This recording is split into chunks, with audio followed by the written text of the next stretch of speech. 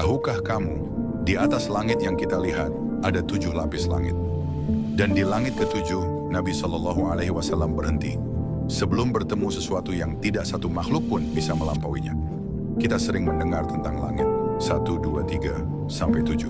Tapi ada satu pertanyaan yang jarang dibahas. Siapa sebenarnya yang tinggal di langit ke-7? Apakah malaikat? Apakah makhluk yang tidak pernah kita bayangkan? Atau sesuatu yang membuat seluruh makhluk langit tunduk dan diam? Jawabannya tidak datang dari spekulasi. Ia datang dari perjalanan paling agung dalam sejarah manusia. Dalam hadits syahih riwayat Muslim, Rasulullah SAW menceritakan peristiwa Isra Mi'raj. Beliau dibawa menembus lapisan langit satu persatu. Di langit pertama, Nabi Adam alaihissalam. Langit kedua, Nabi Isa dan Yahya. Langit ketiga, Nabi Yusuf. Keempat, Nabi Idris. Kelima, Nabi Harun. Keenam, Nabi Musa. Dan ketika sampai langit ke-7, di sana ada Nabi Ibrahim alaihissalam. Beliau tidak berdiri, tidak berjalan. Beliau bersandar di Baitul Ma'mur, sebuah bangunan suci yang setiap hari 70.000 malaikat masuk ke dalamnya, lalu tidak pernah kembali lagi.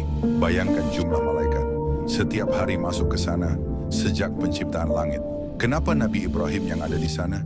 Para ulama menjelaskan, Nabi Ibrahim adalah bapak para nabi, simbol tauhid murni.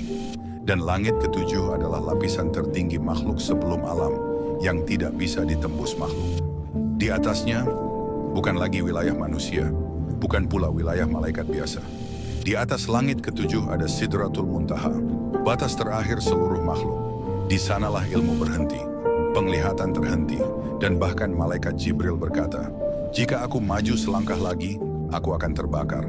Artinya apa? Langit ke-7 adalah titik terakhir makhluk yang masih punya identitas, tugas, dan nama. Di atasnya hanya kehendak Allah. Tidak ada makhluk paling tinggi di langit ke-7.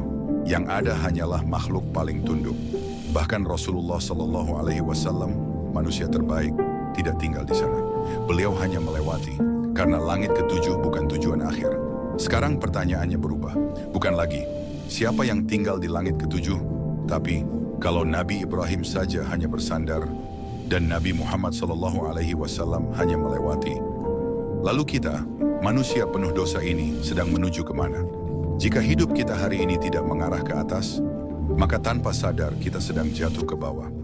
Langit ke-7 mengajarkan satu hal, bukan seberapa tinggi posisi kita, tapi seberapa dalam ketundukan kita. Dan pertanyaan terakhir yang tak bisa dihindari, jika malam ini ajal datang, apakah arah kita naik atau justru menjauh dari langit?